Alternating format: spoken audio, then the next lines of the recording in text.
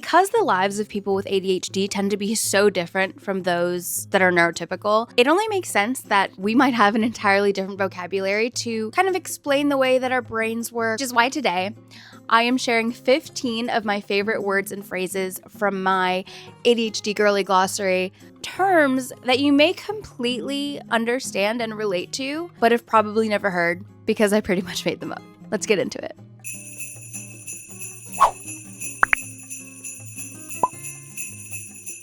So first up, we've got the ADHD door slam. The process in which one's brain senses an unpleasant experience from an important task on the horizon and immediately shuts down, refusing to investigate the true source of discomfort in order to move forward. No, I can't be the only one that's experienced this, and I know that because I did a video on a slightly related term in the past, small pricks of displeasure. The example I gave back then was like, it's very common for me to be like, I don't feel like washing my face. But the reality is, like, I want to have a clean face. What I really don't want to do is, like, get out of my warm bed that I might already be in, or go into my bathroom, which is, like, always unusually colder than the rest of my house, you know? I don't want to feel water dripping down my arms. And so, by the way, I am still a little bit sick. I think I'm getting better, but I'm still a little nasally, sorry. But yeah, so the ADHD door slam refers to that moment when you think about something you have to do and the immediate feeling is just like, no. And so you just immediately stop thinking about it and you kick the can down the road and you don't deal with the true problem. Okay, next, brain gridlock. Now, caveat. This might be the one term that I can't take full credit for inventing because I'm pretty sure I was in a session with a client and maybe they used the term first. I really don't remember the details of how it went down, so I want to give that caveat. You know, they know who they are. But I was very relieved to finally have a term for this very common ADHD experience. The conundrum ADHD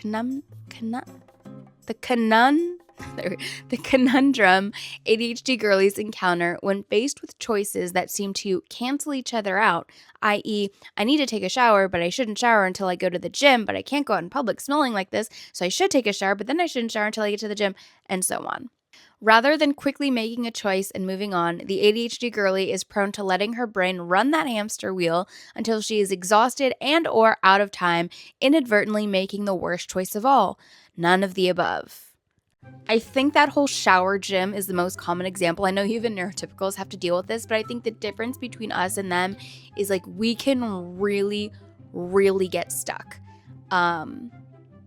Whereas I feel like they might get a little stuck, but then they'll just like make a decision and move on. But because we struggle with indecisiveness and because we're not good at like thinking inside our own brains, the way to get out of brain gridlock, in my opinion, is to either A, just choose, or B, like call someone or, blah, blah, blah into a voice note to like talk out loud because that helps you process and think better. Okay, next, chair theory. This one is especially applicable to me right now. Danielle Claude, oh, by the way, I wrote a lot of these in the third person because I don't know, I had a reason back then, I can't remember it now. Danielle Colada's theory that posits ADHD girlies should find whatever the fuck works for them to help them be more productive, regardless of what neurotypical productivity gurus preach. The name of the theory was inspired by Danielle's search for the perfect desk chair. After buying and trying 4 different chairs, she realized that she was actually most comfortable and productive working from bed. Literally, have you noticed? Yes, I've been filming these videos from bed because I've been sick. But I kind of realized, like, I feel really, like, comfortable here. And it just helps me speak better. But anyway, realized she was actually most comfortable and productive working from bed. Something she had never tried because mainstream productivity advice deemed this not optimal. Okay, so many things I could say about this. Number one, yes, I really did try and buy 4 different kinds of chairs. I got one of the giant exercise balls. I got, like, a nice, large, comfy kind of chair that I felt was, like, big enough to put my feet up. I tried one of those like wiggle stools. I've tried it all. And what I realized is actually I could go into a whole different rabbit hole with this. You know how there's a connection between having ADHD and being hypermobile? Well, I have found out recently I am hypermobile and it makes so much sense. Basically, if you have hypermobility, you have very elastic veins. And so sitting and standing, like walking is fine, but like sitting and standing for long periods of time just like really hurt you, like more than the average person. It turns out I'm not just lazy, that's a real thing. Maybe I should make a video about that. Basically, I found out even though neurotypical scream from the rooftops, don't work in bed, you're too comfortable, you're gonna like conflate it with sleep. Nah, I'm good. I do my best, most focused work laid back like this because I'm comfortable. My legs aren't falling asleep. My ass isn't hurting. You know, my muscles aren't fighting extra hard to like keep me upright. And I get into a flow and I never find myself tempted to fall asleep. Like that's literally never happened. But it took me a really long time to figure that out because I never even tried it because it just was against other productivity advice. Okay, moving on. Dirty dopamine. The quick and easy dopamine squeezed out of one's brain via sources such as TikTok and junk food. According to acclaimed psychiatrist Dr. K, love Dr. K, these squeezes are so large that they leave little dopamine left in the brain sponge to be squeezed from healthier, cleaner squeezes of dopamine, such as completing important tasks or other healthier, more fulfilling activities. Okay, basically, dopamine just doesn't work the way that I think a lot of us thought it did. It's not like you go get it by doing something that makes you happy and then you have dopamine. It's more like the way Dr. K explained it. You wake up every day with a sponge full of dopamine. Think like a sponge and water, and like the water is dopamine. And you can get little hits of dopamine by doing different things. But there are activities like if you complete a to-do, you get a little hit of dopamine. You cross something off your list, you get a little hit of dopamine, a little squeeze.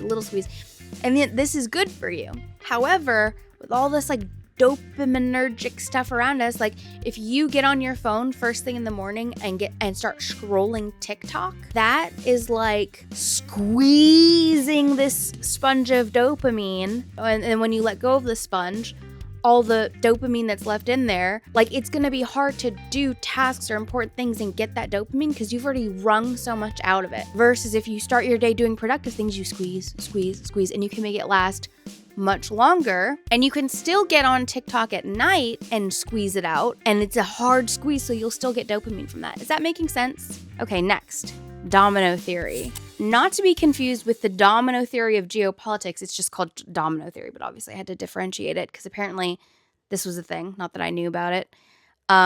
Danielle Colada's domino theory posits that sometimes a single small action can have a cascading effect on a much larger area of life, i.e., cleaning one's kitchen before bed is a small action that potentially sets one up for a successful day. There's another theory that's kind of like this. It's called like the tomorrow man theory. It's like the theory that like you should be doing stuff for the future version of yourself. But I didn't know that when I first wrote this theory down. But it's so valid. I used to be the kind of person like, oh, I'm tired, I'll do it tomorrow. Then if you do that, you start your day already feeling behind. It's much better to just kind of like get ahead of things. You know what I'm saying? All right, next. The Dory effect. Yes, based on like Dory from Finding Nemo. The phenomenon in which an ADHDer's time blindness combines with their compromised working memory to effectually make them forget what they're doing while they're in the middle of doing it. My best example of this, it happens a lot when I'm in the shower. I'll often jump into the shower because like I'm going somewhere, and being the ADHD bitch that I am, I often get in there kind of last minute to the point where like I should be kind of rushing in the shower, you know? I shouldn't be like taking my sweet time. So I'll get in the shower and I'll turn on the water. I'm like, all right, I'm gonna, you know what I mean? Like 10 minutes tops. And what will happen instead is I get under the hot water and I'm like, I'm in a hurry, but then I start sudsing up my hair. It's like, oh, you know, and then you start thinking about other things and you just forget. Like you forget that you were supposed to be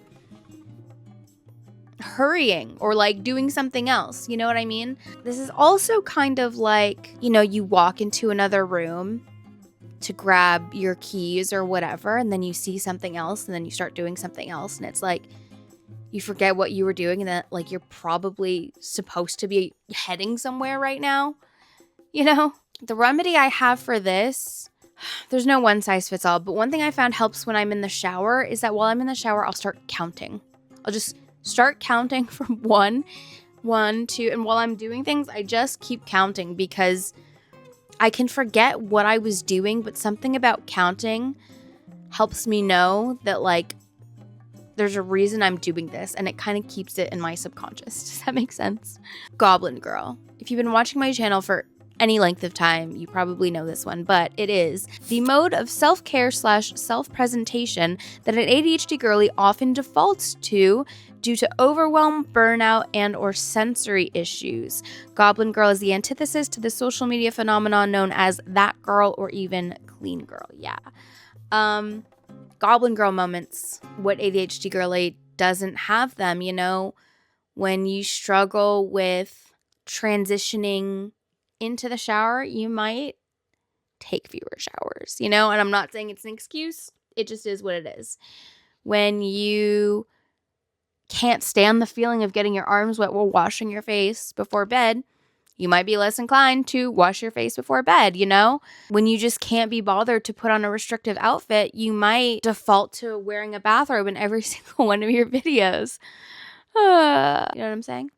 Okay, next, Goblin Girl Hour. This builds upon two prior terms, both dirty dopamine and Goblin Girl. The designated time of the evening where one allows oneself to scroll, snack, or watch junk TV in order to satisfy these impulses in a safe time container. I am actually really proud of myself for this. I talked earlier about how, like, you really screw yourself if you start your day by watching TikToks. I've been able to, for the most part, I'm not saying it's like every single day. Like, if I really have nothing going on all day, I'll allow myself to do it. But even then, for the most part, I do not allow myself to consume short form content in the morning because I just can't stop myself. You know what I mean? If I have nothing to stop me, an appointment or somewhere I have to be or something like that, it will go on all day. And so what I normally do is, like, when I'm done for the day, whenever that is, it's not necessarily like 6 o'clock on the dot or 8 o'clock on the dot. Whenever I'm, like, done for the day, then I can get on TikTok. And it's fine because I know that even if I have a hard time stopping the scroll, I will eventually pass out and it'll happen naturally and it'll be contained, you know? Same thing with junk food. If I start eating unhealthy in the morning, it's like Pringles, you know, like when you pop, you can't stop. That's me. If I can delay eating crap until, like, the end of the night, even then, if I, like, God, this is sounding really unhealthy now that I'm thinking about it, but, like, even if I binged a little bit more than I would have wanted to, it would have been better than, like, if I did it all day long.